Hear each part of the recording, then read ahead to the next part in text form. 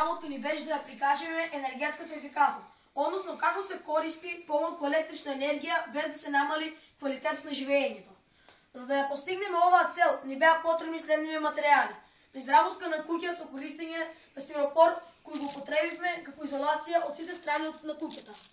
Употребивме пластични шишиња кои ги искористивме како пластичен колектор кој што го распространивме на покривот, а на врвот од куќата се поврзува со цевка која што ни служи за преносот на топлата вода, која што може да се разграничува во внатрешноста на куќата. На надворешната страна на куќата на долниот дел може да се забележат камени плочки кои не ја задржуваат внатрешната енергија од надворешни влијанија.